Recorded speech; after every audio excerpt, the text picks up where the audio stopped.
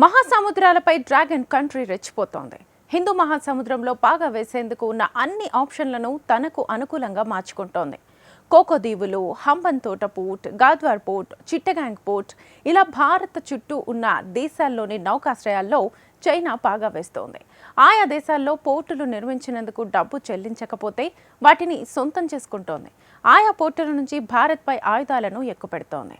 అయితే communist country ఎత్తుగడలకు Bharat ఒకే ఒక్క పోర్ట్తో check పెడుతోంది. అది కూడా కేవలం 910 చదరపు కిలోమీటర్ల విస్తీర్ణం ఉన్న ఓ దీవి చైనా పాలిట మరణ శాసనం కాబోతోంది. భారత్ ఆ దీవిలో పాగా వేస్తే డ్రాగన్ కంట్రీని పూర్తిగా కట్టడి చేయొచ్చు. అందుకే ఆ ద్వీపంలో భారీ ప్రాజెక్టును చేపట్టాలని యోచిస్తోంది. అందుకు 75,000 కోట్ల రూపాయలతో అంచనాలను రూపొందించింది. అయితే ఈ ప్రాజెక్టుపై ప్రతిపక్షం అభ్యంతరం వ్యక్తం చేస్తోంది. అసలు భారత్ ఏ ద్వీపంతో చైనాకు చెక్ పెడుతోంది? భారీ ప్రాజెక్టుపై ప్రతిపక్షం ఎందుకు ప్రాజెక్టు వద్దంటోంది? Watch the story. Great Nicobar తో డ్రాగన్ కు చెక్ పడుతుందా? ఎన్ని వేల కోట్లతో గ్రేట్ నికోబార్ ప్రాజెక్టు రూపొందించారు? ప్రాజెక్టుపై కాంగ్రెస్ అభ్యంతరం ఎందుకు? భారతదేశానికి అతి పెద్ద భద్రతా సవాల్ మహాసముద్రాల నుంచే ఎదురయ్యే ముప్పు పొంచి ఉంది. అందుకు సంబంధించిన సంకేతాలు ఇప్పటికే వెలువడ్డాయి. ఇటీవలి వరకు ఎర్ర సముద్రంలో హూతీ ఉగ్రవాదులు చేసిన అరాచకం అంత ఇంత కాదు. యెమెన్ ఉగ్రవాదుల నుంచి భారత్ తన నౌకల్ని రక్షించుకునేందుకు పెద్ద ఎత్తున విధ్వంసక నౌకల్ని, యుద్ధ విమానాలను యాక్షన్లోకి దింపింది. నిజానికి ఎర్ర సముద్రం షిప్పింగ్ రూట్ భారత్ తో పాటు దక్షిణాసియా దేశాలకు అత్యంత కీలకమైనది. గతంలో కంటే షిప్పింగ్ లేన్లను రక్షించుకోవాల్సిన అవసరం ఇప్పుడు ఇంకా ఎక్కువైంది. ప్రత్యేకించి భారత్ లాంటి దేశాలకి ఇది చాలా ముఖ్యమైనది. ఎందుకంటే ఇండియాకు 3 వైపులా సముద్రాలుంటాయి. ఇప్పుడు ఈ 3 వైపులా ఉన్న జలాల్లో డ్రాగన్ కంట్రీ షిప్లు తరచూ వస్తున్నాయి. భారత్ చుట్టూ ఉన్న దేశాల్లో పలు పోర్టులను చైనా నిర్మిస్తోంది. ఇప్పుడు ఆయా ప్రాంతాల్లో చైనా పాగా వేయడమే భారత్ కు ఆందోళన కలిగించే అంశం. ఇటీవలి కాలంలో భారత్ సైతం తన సామర్థ్యాలను మెరుగుపరుచుకుంటోంది. ఎలాంటి ముప్పునైనా ఎదుర్కొనేందుకు మహాసముద్రాల్లో మరిన్ని బేసులను ఏర్పాటు చేసుకుంటోంది. అలాంటి ప్లాన్ ఒకదాన్నే ఇప్పుడు తెలుసుకోబోతున్నాం. ఇది దీవుల మధ్యలో ఉంటుంది. ఆ దీవిని గ్రేట్ నికోబార్ అంటారు. ఇది అండమాన్ నికోబార్ దీవుల సముదాయానికి చెందింది. బంగాళాఖాతంలో గ్రేట్ నికోబార్ దీవి ఉంది. అండమాన్ నికోబార్ దీవుల్లో గ్రేట్ నికోబార్ అతి పెద్ద దీవి. దీని విస్తీర్ణం 910 చదరపు కిలోమీటర్లు ఉంటుంది. ఎక్కువగా ఈ దీవి ఉష్ణమండల వర్షారణ్యంతో కప్పబడి ఉంటుంది. ఈ దీవిని అభివృద్ధి చేయాలని ఢిల్లీ ప్లాన్ వేసింది. $900 కోట్ల ప్రతిష్టాత్మకంగా ఈ ప్రాజెక్టు చేపడుతోంది. మన కరెన్సీలో చెప్పాలంటే 75,000 కోట్ల రూపాయలతో గ్రేట్ నికోబార్ లో ఆర్మీ బేస్ను నిర్మించాలని భారత్ ప్లాన్ వేసింది. ఈ ప్రాజెక్టులో భాగంగా మౌలిక సదుపాయాలను కల్పించడమే లక్ష్యంగా భారత్ పెట్టుకుంది. ఇక ప్లాన్ లో భాగంగా గ్రేట్ నికోబార్ దీవిలో ఓడల కోసం ట్రాన్స్షిప్మెంట్ టెర్మినల్ ను నిర్మించనుంది. అంతేకాదు ఓ అంతర్జాతీయ విమానాశ్రయంతో పాటు గ్యాస్, సోలార్ బేస్డ్ విద్యుత్ ప్లాంట్లను ఏర్పాటు చేయనుంది. ఈ ప్రాజెక్టు దీవి ముఖ చిత్రాన్ని పూర్తిగా మార్చేయనుంది. షిప్పింగ్ హబ్ గా గ్రేట్ నికోబార్ మారనుంది. అంతేకాదు పర్యాటక ప్రాంతంగా కూడా మార్చేందుకు భారత్ ప్రయత్నాలు మొదలుపెట్టింది. ఇప్పటి వరకు గ్రేట్ నికోబార్ లో జనాభా చాలా తక్కువగా ఉంది. ఈ ప్రాజెక్టు పూర్తయ్యే నాటికి అక్కడ 6,50,000 మంది నివసించే అవకాశం ఉందని అంచనా వేస్తున్నారు. ఈ ప్రాజెక్టుతో భారత్ కు భారీ అడ్వాంటేజీ లభించనుంది. గ్రేట్ నికోబార్ దీవి అత్యంత వ్యూహాత్మక ప్రాంతంలో ఉంది. ఇది కీలకమైన షిప్పింగ్ మార్గాలకు సరిగ్గా సెంటర్ లో ఉంది. ప్రాంతీయంగా ఇటు శ్రీలంకలోని కొలంబో, అటు మలేషియాలోని పోర్ట్ క్లాంగ్ కు మధ్యలో ఉంటుంది. మరోవైపున సింగపూర్ కూడా ఉంది.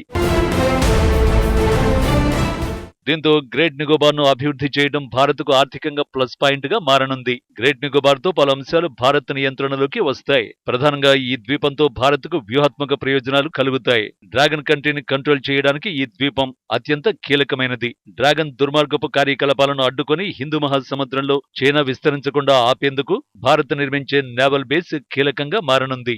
మలక్క జలసంధి ప్రవేశ ద్వారానికి సరిగ్గా ఎదురుగా గ్రేట్ నికోబార్ దీవి ఉంటుంది. ఇది ఇండోనేషియాకు చెందిన సుమత్రాకు ఉత్తరాన కేవలం 90 కిలోమీటర్ల దూరంలోనే ఉంటుంది. ఈ స్థావరం భారత్ కు కొత్త సముద్ర వ్యూహానికి కీలకంగా మారుతుందని నివేదికలు చెబుతున్నాయి. భారత సరిహద్దుల వెంబడి దురాక్రమణకు పాల్పడే వ్యూహాన్ని డ్రాగన్ కంట్రీ అమలు చేస్తోంది. హిందూ మహాసముద్రం చైనాకు అత్యంత కీలకమైనది. మలక్క జలసంధి మార్గంలోనే డ్రాగన్ కంట్రీకి చెందిన 80% చమురు రవాణా అవుతోంది. మలక్క జలసంధి ప్రధానంగా మలేషియా, ఇండోనేషియా మధ్య ఉంటుంది. ప్రపంచంలోని అత్యంత కీలకమైన రవాణా మార్గాల్లో ఇది ఒకటి. ఈ మార్గంలో ఏటా 1,00,000 నౌకలు రాకపోకలు సాగిస్తాయి. ప్రపంచ వాణిజ్యంలో మలక్కా మార్గంలో 25% జరుగుతున్నట్టు నివేదికలు చెబుతున్నాయి. 60% చైనా వాణిజ్యం ఈ మార్గం గుండానే సాగుతోంది. చైనా ఆర్థిక వ్యవస్థకు ఈ జలసంధి ఎంతో ముఖ్యమైనది.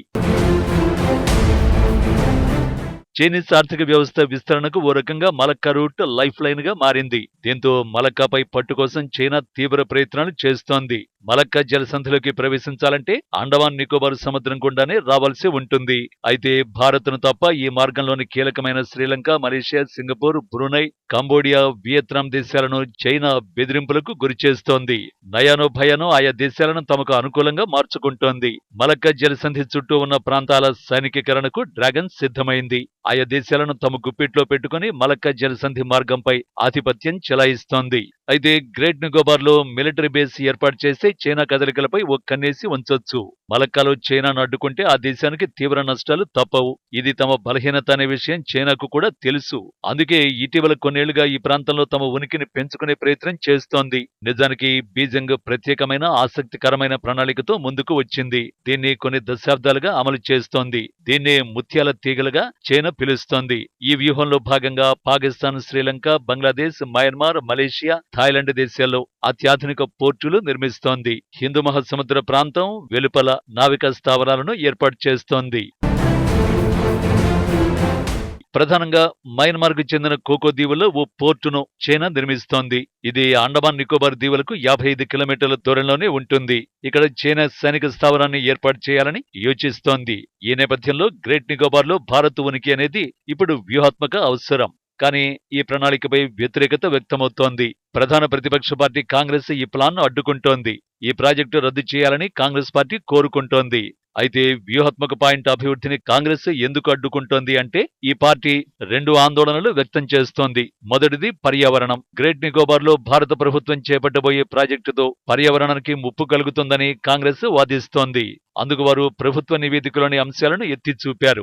భారత్ చేపట్టబోయే ప్రాజెక్టులో భాగంగా 9 లక్షల చెట్లు నరికేయాల్సి ఉంటుందని ప్రభుత్వం గత ఏడాది పార్లమెంటుకు తెలిపింది. గ్రేట్ నికోబార్ లో భారీ అటవీ నిర్మూలనతో అక్కడి జీవ వైవిధ్యానికి ముప్పు కలుగుతుందని వాదిస్తోంది.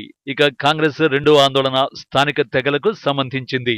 గ్రేట్ నికోబార్ దీవిలో నికోబారీ, షోంపెన్ అనే గిరిజన తెగలు నివసిస్తున్నాయి. ఈ తెగలు కేవలం గ్రేట్ నికోబార్ కు మాత్రమే పరిమితమయ్యాయి. ప్రస్తుతం ఆ దీవిలో 100 నుంచి 400 మంది నికోబారీ, షోంపెన్ తెగల ప్రజలు ఉన్నట్టు నివేదికలు చెబుతున్నాయి. వారంతా సంచార వేట మీద ఆధారపడి జీవిస్తున్నారు. గ్రేట్ నికోబార్ దీవుల్లోని గిరిజన తెగలు వర్షారణ్యాల్లో జీవిస్తున్నారు. వారిలో చాలా కొద్ది మందికి మాత్రమే బయట ప్రపంచంతో సంబంధాలు ఉన్నాయి. భారత ప్రభుత్వం చేపట్టబోయే ప్రాజెక్టుతో గిరిజనుల హక్కులు కాలరాయడమేనని కాంగ్రెస్ ఆరోపిస్తోంది. ఈ ప్రాజెక్టు విషయమై అక్కడి గిరిజనులను సంప్రదించలేదని విమర్శిస్తోంది. దీంతో గ్రేట్ నికోబార్ ప్రాజెక్టును ప్రభుత్వం పక్కన పెడుతుందా అంటే ఇప్పటి వరకు అయితే అలాంటి సూచనలు లేవు. ఈ ఏడాది ప్రారంభంలో గ్రేట్ నికోబార్ ను భారత రాష్ట్రపతి ద్రౌపది ముర్ము సందర్శించారు. ఈ దీవి ప్రాముఖ్యతపై రాష్ట్రపతికి కేంద్ర ప్రభుత్వం ప్రెజెంటేషన్ ఇచ్చినట్టు నివేదికలు చెబుతున్నాయి. అంటే ఈ ప్రాజెక్టుపై ఢిల్లీ సీరియస్ గా ఉన్నట్టు స్పష్టంగా తెలుస్తోంది. అంటే ప్రాజెక్టు విషయంలో భారత్ అడుగులు ముందుకు వేసే అవకాశాలే ఎక్కువగా ఉన్నాయన్నమాట.